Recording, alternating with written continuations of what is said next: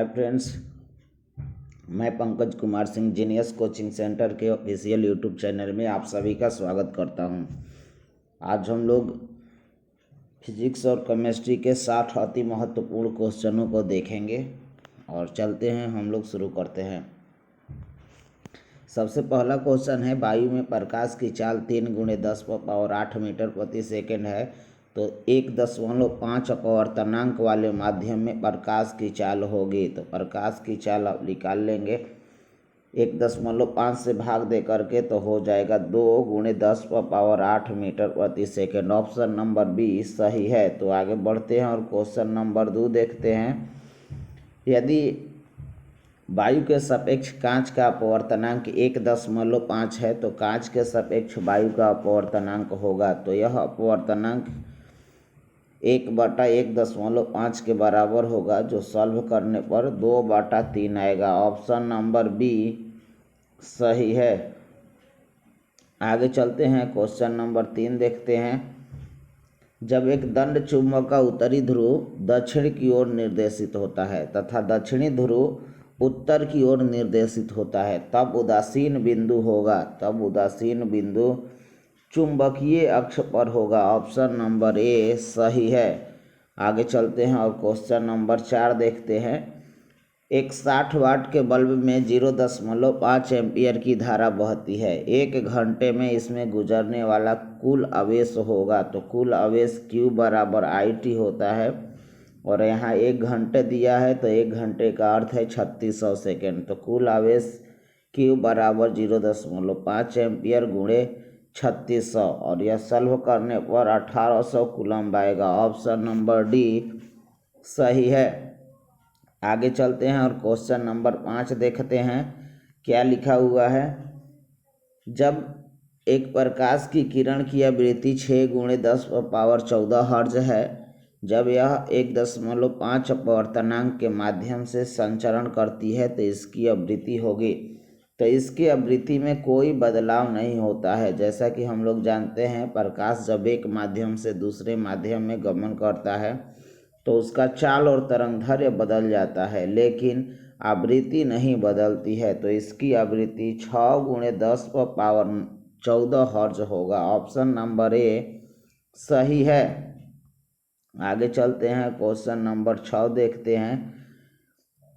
लिखा है कि एक पिंड का आवेश -80 माइक्रोकूलम्ब है। इसमें अतिरिक्त इलेक्ट्रॉनों की संख्या होगी। तो इसमें अतिरिक्त इलेक्ट्रॉनों की संख्या 5 × 10⁻14 के बराबर होगा। यहाँ थोड़ा सा देखेंगे हम लोग। Q बराबर दिया है -80 × 10⁻⁻6 कूलम्ब, और यहाँ से n निकालना है। तो हम लोग जानते हैं कि Q बराबर NE होता है। जैसे ही n निकालेंगे, Q बटा में E हो जाएगा, और भाग देंगे हम लोग, जहाँ E बराबर कितना होता है आप लोग जानते हैं। E बराबर होता है -1.6 × 10⁻⁻19 कूलम्ब। तो आप भाग देंगे तो आ जाएगा 5 × 10⁻14 इलेक्ट्रॉन। आगे चलते हैं और क्वेश्चन नंबर 7 देखते हैं। एक लिफ्ट का द्रव्यमान 500 kg है। लिफ्ट के केबल में तनाव क्या होगा जब यह 2 मीटर प्रति वर्ग सेकेंड के त्वरण से ऊपर की ओर जा रही है। तो इसका त्वरण कितना, तो इसका तनाव बल क्या होगा, ज्ञात करने के लिए हम लोग WF बराबर, जो फार्मूला है W बराबर mg, उसी का प्रयोग करेंगे। और m के जगह पर हम लोगों को दिया हुआ है 500 kg, और g के जगह पर हम लोग देखेंगे तो एक तो गुरुत्वीय त्वरण हो जाएगा 9.8 और प्लस 9.8 और प्लस 2 मीटर प्रति वर्ग सेकेंड। तो आगे चलते हैं तो कितना हो जाएगा, तो 500 × 9 × 2 = 11.8। तो सॉल्व करने पर लगभग यह 5900 कूलम्ब आएगा। ऑप्शन नंबर सी सही है। आगे चलते हैं और देखते हैं क्वेश्चन नंबर 8। परम शून्य ताप होता है। तो परम शून्य ताप 0 केल्विन या -273 डिग्री सेल्सियस होता है। तो परम शून्य ताप 0 केल्विन या -273 डिग्री सेल्सियस होता है। आगे चलते हैं और देखते हैं अगला क्वेश्चन। रॉकेट किस सिद्धांत पर कार्य करता है? तो रॉकेट रैखिक संवेग संरक्षण के सिद्धांत पर कार्य करता है। ऑप्शन नंबर सी सही है। क्वेश्चन नंबर 10 देखते हैं। न्यूटन का गति का प्रथम नियम दर्शाता है। तो यह जड़त्व का नियम है। तो ऑप्शन नंबर सी सही है। यह जड़त्व का नियम है। ऑप्शन नंबर सी सही है। आगे चलते हैं। क्वेश्चन नंबर 11 देखते हैं। वेग परिवर्तन की दर को कहते हैं। तो वेग परिवर्तन की दर को त्वरण कहते हैं। ऑप्शन नंबर डी सही है। क्वेश्चन नंबर 11 देखते हैं। किस रंग का प्रकीर्णन अधिक होता है? तो बैंगनी रंग का प्रकीर्णन अधिक होता है। 12 का ए सही है। आगे चलते हैं और क्वेश्चन नंबर 13 देखते हैं। 4D क्षमता वाले लेंस की फोकस दूरी होगी। तो हम लोग पढ़े हैं F = 1/p। आगे चलते हैं तो 1/4 हो जाएगा। क्षमता इसका 4 दिया है तो 4 से जैसे ही भाग देंगे 0.125 मीटर। तो ऑप्शन नंबर प्लस में है तो यह प्लस में आएगा। तो ऑप्शन नंबर हम लोगों का सी सही है। 0.25 मीटर। ऑप्शन नंबर सी सही है। आगे चलते हैं और क्वेश्चन नंबर 14 देखते हैं। अवतल लेंस से बने प्रतिबिंब का आवर्धन सदैव होता है। तो इसका आवर्धन सदैव 1 से कम होता है, क्योंकि अवतल लेंस में किसी वस्तु का प्रतिबिंब सदैव वस्तु से छोटा बनता है। तो इसका आवर्धन 1 से कम होता है। आगे चलते हैं। क्वेश्चन नंबर 15 देखते हैं। बल का एसआई मात्रक होता है। तो बल का एसआई मात्रक kg मीटर प्रति वर्ग सेकेंड। ऑप्शन नंबर ए सही है। क्वेश्चन नंबर 16 देखते हैं। क्या लिखा हुआ है? किसी वस्तु का जड़त्व निर्भर करता है। तो किसी वस्तु का जड़त्व उसके द्रव्यमान पर निर्भर करता है। तो वस्तु के द्रव्यमान पर निर्भर करता है। ऑप्शन नंबर बी सही है। आगे चलते हैं और क्वेश्चन नंबर 17 देखते हैं। यदि गति करने के लिए स्वतंत्र 1 किलोग्राम द्रव्यमान की किसी वस्तु पर 1 न्यूटन बल लगाया जाएगा तो वह गति करेगा। 1/1 मीटर प्रति वर्ग सेकेंड के त्वरण से। ऑप्शन नंबर सी सही है। आगे चलते हैं और क्वेश्चन नंबर 18 देखते हैं। सौर सेल सौर ऊर्जा को किस ऊर्जा में रूपांतरित करता है? तो जैसा कि आप जानते हैं सौर सेल सौर ऊर्जा को विद्युत ऊर्जा में रूपांतरित कर देता है। ऑप्शन नंबर ए सही है। और आगे चलते हैं। क्वेश्चन नंबर 19 देखते हैं। किसी गोलीय दर्पण की फोकस दूरी उसकी वक्रता त्रिज्या की आधी होती है। तो F = r/2। Option number A सही है। आगे चलते हैं। क्वेश्चन नंबर 20 देखते हैं। 1 एंगस्ट्रम का मान होता है। तो 1 एंगस्ट्रम का मान 10⁻⁻10 मीटर होता है। आगे चलते हैं और क्वेश्चन नंबर 21 देखते हैं। क्या लिखा है? एक अवतल दर्पण की वक्रता त्रिज्या 15 सेंटीमीटर है। इसकी फोकस दूरी होगी तो फोकस दूरी इसकी ऋणात्मक होगी और वक्रता त्रिज्या 15 है। तो हम लोग जानते हैं F = r/2। तो r/2 r के जगह पर 15 मतलब 7.5 7.5। यह अवतल दर्पण है तो यह ऋणात्मक होगा। तो ऑप्शन नंबर बी सही है। -7.5। आगे चलते हैं और क्वेश्चन नंबर 22 देखते हैं। निम्नलिखित में से प्रकाश की कौन सी परिघटना इंद्रधनुष के बनने में सम्मिलित है? तो अपवर्तन, वर्ण विक्षेपण तथा पूर्ण आंतरिक परावर्तन देखने को मिलता है।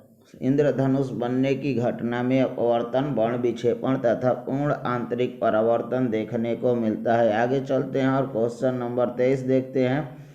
रैखीय प्रसार गुणांक का मात्रक प्रति डिग्री सेल्सियस होता है। रैखीय प्रसार गुणांक का मात्रक प्रति डिग्री सेल्सियस होता है। आगे चलते हैं और क्वेश्चन नंबर 24 देखते हैं। एक विद्युत बल्ब पर 12 वोल्ट 60 वाट अंकित है। तो इसमें कितनी धारा होगी? इससे कितनी धारा प्रवाह होगी? तो आगे चलते हैं। जैसा कि हम लोग जानते हैं P बराबर होता है VI। जैसे ही I निकालेंगे तो हम लोगों को P बटा में V हो जाएगा। और आगे चलते हैं और देखते हैं P के जगह पर 60 वाट दिया है और V के जगह पर 12 दिया है। तो 12 × 60 5 एम्पीयर की धारा प्रवाहित होगी। ऑप्शन नंबर डी सही है। आगे चलते हैं और क्वेश्चन नंबर 25 देखते हैं क्या लिखा है। फ्यूज तार का गलनांक निम्न होता है। फ्यूज तार का गलनांक क्या होता है? तो निम्न होता है। 26 देखते हैं। लिखा है विद्युत सेल स्रोत है, तो विद्युत सेलों से विद्युत धारा प्राप्त होती है। ऑप्शन नंबर ए सही है। आगे चलते हैं और क्वेश्चन नंबर 27 देखते हैं क्या लिखा हुआ है। किसी पिंड का द्रव्यमान दोगुना और वेग आधा कर दिया जाए तो गतिज ऊर्जा आधी हो जाएगी। ऑप्शन नंबर ए सही है। और आगे चलते हैं क्वेश्चन नंबर 28 देखते हैं किसी वस्तु की प्रतिरोधकता परिवर्तित नहीं होती है तो उसके आकार में बदलाव से कोई परिवर्तन नहीं होता है। 28 का सी सही है। क्वेश्चन नंबर 29 देखते हैं क्या लिखा हुआ है। चंद्रमा का द्रव्यमान पृथ्वी के द्रव्यमान का लगभग 1/81 है। यदि चंद्रमा पर पृथ्वी का गुरुत्वाकर्षण F है तो पृथ्वी पर चंद्रमा का गुरुत्वाकर्षण कितना होगा? तो आप लोग निकालिए और देखिए कितना आ रहा है। तो यह F/81 आ जाएगा। यहाँ M के जगह पर आप पृथ्वी के द्रव्यमान का 1/81 रखेंगे और जैसे ही अनुपात निकालेंगे वह कितना आ जाएगा? तो F/81। आगे चलते हैं क्वेश्चन नंबर 30 देखते हैं क्या लिखा हुआ है। जी का अर्थ है, तो जी गुरुत्वीय त्वरण है, तो गुरुत्व है। जी क्या है? तो गुरुत्वीय त्वरण है। आगे चलते हैं और हम लोग अब केमिस्ट्री के प्रश्न देखते हैं। पहला क्वेश्चन लिखा है परमाणु भार बढ़ने के साथ क्षार धातुओं का गलनांक क्या होता है? तो क्षार धातुओं का गलनांक घटता जाता है। ऑप्शन नंबर बी सही है। आगे चलते हैं और क्वेश्चन नंबर 32 देखते हैं क्या लिखा हुआ है। परमाणु संख्या 55 वाला तत्व आवर्त सारणी के किस ब्लॉक में स्थित है? तो यह एस ब्लॉक में स्थित होगा। आप इलेक्ट्रॉनिक विन्यास निकालिए और यह 5S में जाकर ख़त्म हो रहा है। तो इसका यह कौन से ब्लॉक में स्थित होगा? तो यह एस ब्लॉक में स्थित होगा। आगे चलते हैं और क्वेश्चन नंबर 33 देखते हैं। हैलाइड अयस्क का उदाहरण है। हैलाइड, तो हैलाइड किसे कहा जाता है? आप लोग जानते होंगे, फ्लोरीन, क्लोरीन, ब्रोमीन और एक क्या होता है? तो आयोडीन होता है। तो इसमें से कौन सा इसमें यौगिक बना हुआ है? तो देखते हैं इसमें कौन सा यौगिक है। तो क्रायोलाइट सही है। हैलाइड अयस्क का उदाहरण है। कौन है? तो क्रायोलाइट। आगे चलते हैं 34 नंबर क्वेश्चन देखते हैं क्या लिखा है। दूध है, तो दूध क्या है? जल में प्रक्षिप्त वसा है। ऑप्शन नंबर ए सही है। आगे चलते हैं और क्वेश्चन नंबर 35 देखते हैं। निम्नलिखित में से किस यौगिक की द्रवित अवस्था में हाइड्रोजन बंध नहीं बनता है? यहाँ लिखा है हाइड्रोजन बंध, तो हाइड्रोजन बंध नहीं बनता है। कहाँ नहीं बनता है? तो बेंजीन में हाइड्रोजन बंध नहीं बनता है। आगे चलते हैं क्वेश्चन नंबर 36 देखते हैं। संकरण में क्या होता है? तो संकरण में परमाणु कक्षकों का योग होता है। संकरण में क्या होता है? परमाणु कक्षकों का योग होता है। आगे चलते हैं क्वेश्चन नंबर 37 देखते हैं। दो परमाणुओं के बीच सहसंयोजक बंधन है। तो सहसंयोजक कैसे बनता है बंधन? तो इलेक्ट्रॉनों के साझेदारी से सहसंयोजक बंधन बनता है। तो ऑप्शन नंबर बी सही है। आगे चलते हैं और क्वेश्चन नंबर 38 देखते हैं क्या लिखा है कि धातु M के फास्फेट का सूत्र MpO4 है। इसके नाइट्रेट का सूत्र होगा, तो इसके नाइट्रेट का सूत्र MnO3 का होल थ्राइस हो जाएगा। ऑप्शन नंबर सी सही है। क्वेश्चन नंबर 39 देखते हैं। परमाणु के एक नाभिक कण प्रोटॉन की खोज किसने की थी? प्रोटॉन की खोज किसने की थी? तो यहाँ जितना भी ऑप्शन है ऑप्शन नंबर सी सही है, रदरफोर्ड सही है।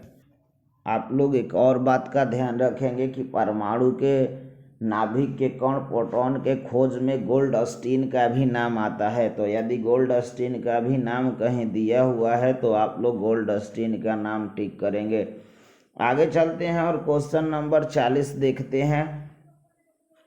डॉट डॉट डॉट को छोड़कर न्यूट्रॉन सभी तत्वों के परमाणुओं में पाया जाता है। तो हाइड्रोजन को छोड़कर सभी में न्यूट्रॉन पाया जाता है। तो ऑप्शन नंबर डी सही है। आगे चलते हैं और क्वेश्चन नंबर 41 देखते हैं क्या लिखा हुआ है। विरंजक चूर्ण का विरंजक गुण किसके मुक्त होने के कारण होता है। तो नवजात ऑक्सीजन के मुक्त होने के कारण होता है। तो ऑप्शन नंबर सी सही है। आगे चलते हैं और क्वेश्चन नंबर 42 देखते हैं क्या लिखा है। मार्स गैस मुख्यतः होती है। तो मार्स गैस में मुख्यतः मीथेन होती है, CH4। ऑप्शन नंबर बी सही है। और आगे चलते हैं 43 देखते हैं क्वेश्चन नंबर क्या लिखा है। अल्कोहल तथा अम्ल के बीच की अभिक्रिया एस्टीकरण कहलाती है। ऑप्शन नंबर ए सही है। आगे चलते हैं और क्वेश्चन नंबर 44 देखते हैं। सिरके में उपस्थित अम्ल है। तो सिरके में एसिटिक अम्ल होता है जो CH3COOH के रूप में है। तो सिरके में उपस्थित अम्ल कौन है। तो एसिटिक अम्ल CH3COOH। आगे चलते हैं और क्वेश्चन नंबर 45 देखते हैं। ए बी सी तथा डी विलयनों के pH मान 11, 9.5, 3.5 तथा 6.5 है। इसमें से सर्वाधिक क्षारीय विलयन कौन है। तो जिसका pH मान अधिक होगा वह अधिक क्षारीय होगा। तो ऑप्शन नंबर ए सही है। आगे चलते हैं और क्वेश्चन नंबर 46 देखते हैं। किसी अम्ल के जलीय विलयन में होता है। तो किसी अम्ल के जलीय विलयन में अरहेनियस के अनुसार हम लोग जानते हैं कि अम्ल वह पदार्थ है जो जल में घुल करके H+ आयन प्रदान करता है और H+ आयन जल में स्वतंत्र अवस्था में नहीं पाया जाता है बल्कि यह हाइड्रोनियम आयन के रूप में पाया जाता है। तो यहाँ ऑप्शन नंबर डी सही है, ए और बी दोनों। तो आगे चलते हैं और क्वेश्चन नंबर 47 देखते हैं। निम्नलिखित में प्रबलतम क्षार कौन है। प्रबल क्षार कौन है। तो सोडियम हाइड्रोक्साइड एक प्रबल क्षार है। तो ऑप्शन नंबर बी सही है। और आगे चलते हैं और क्वेश्चन नंबर 48 देखते हैं। 1 बिलियन में हाइड्रोक्साइड आयन की सांद्रता 1 × 10⁻⁻12 मोल प्रति लीटर है। तो इसका pH मान कितना होगा। तो इसका pH मान 2 होगा। ऑप्शन नंबर ए सही है। आगे चलते हैं और क्वेश्चन नंबर 49 देखते हैं क्या लिखा है। फिटकिरी का अणु सूत्र है। तो फिटकिरी का अणु सूत्र K2SO4 Al2SO4 का होल थ्राइस .24H2O होता है। तो ऑप्शन नंबर सी सही है। आगे चलते हैं और क्वेश्चन नंबर 50 देखते हैं। निम्न में से कौन सा भौतिक परिवर्तन नहीं है। तो भौतिक परिवर्तन वह है जो अपने मूल अवस्था, वैसा परिवर्तन जो अपने मूल अवस्था में वापस न आए। तो ऑप्शन नंबर डी सही है। द्रवित पेट्रोलियम गैस का दहन, एक बार LPG का दहन हो जाए तो उससे आप LPG में फिर वापस नहीं आ सकते हैं। तो ऑप्शन नंबर बी भौतिक परिवर्तन नहीं है बल्कि यह एक रासायनिक परिवर्तन है। आगे चलते हैं और क्वेश्चन नंबर 51 देखते हैं। कार्बनिक यौगिकों का मुख्य स्रोत है। तो दिया है ऑप्शन ए में कोल तार जो कि कार्बनिक यौगिकों का स्रोत है और पेट्रोलियम भी कार्बनिक यौगिकों का स्रोत है। तो इसमें ऑप्शन नंबर ए और बी दोनों सही है। तो ऑप्शन नंबर सी सही है। आगे चलते हैं। आवर्त 2A के तत्व कहलाते हैं। आवर्त नहीं, यहाँ वर्ग होना चाहिए। वर्ग 2A के तत्व कहलाते हैं। तो क्या कहलाते हैं। तो क्षारीय मृदा धातु कहलाते हैं। ऑप्शन नंबर सी सही है। आगे चलते हैं। क्वेश्चन नंबर 53 देखते हैं। निम्नलिखित में से प्रारूपिक तत्व कौन है। तो निम्नलिखित में से सोडियम एक प्रारूपिक तत्व है। आगे चलते हैं। क्वेश्चन नंबर 54 देखते हैं। एक अभिक्रिया दिया हुआ है और पूछ रहा है कि ऊपर दी गई अभिक्रिया किस प्रकार की है, तो यह एक विस्थापन अभिक्रिया है। कैसी अभिक्रिया है, तो यह एक विस्थापन अभिक्रिया है। आगे चलते हैं और क्वेश्चन नंबर 55 देखते हैं। कॉपर पाइराइट का सूत्र क्या है, तो CuFeS2। तो 55 का ऑप्शन नंबर ए सही है। Copper pyrite CuFeS2 copper pyrites, तो ऑप्शन नंबर ए सही है। आगे चलते हैं और क्वेश्चन नंबर 56 देखते हैं। अमोनिया को शुष्क करने के लिए प्रयुक्त करते हैं, तो क्या प्रयोग में लाते हैं, तो काली चूना का प्रयोग में लाते हैं, CaO calcium oxide. Question number 57 देखते हैं। क्या लिखा है कि सल्फर डाइऑक्साइड क्लोरीन से अभिक्रिया करके क्या बनाएगा, तो SO2Cl2 बनाएगा। ऑप्शन नंबर बी सही है। आगे चलते हैं और क्वेश्चन नंबर 58 देखते हैं। क्या लिखा हुआ है, निम्नलिखित में से कौन सा तत्व एक धातु है, तो सोडियम एक धातु है। ऑप्शन नंबर डी सही है। क्वेश्चन नंबर 59 देखते हैं।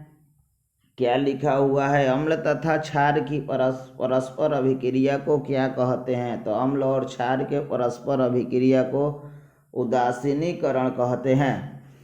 तो चलिए चलते हैं क्वेश्चन नंबर 60 देखते हैं। क्या लिखा है, पीतल निम्न की मिश्र धातु है, तो पीतल तांबा और जिंक का मिश्र धातु है। तो ऑप्शन नंबर सी सही है। तो हम लोग 60 प्रश्न देख चुके हैं। वीडियो देखने के लिए धन्यवाद। Thank you.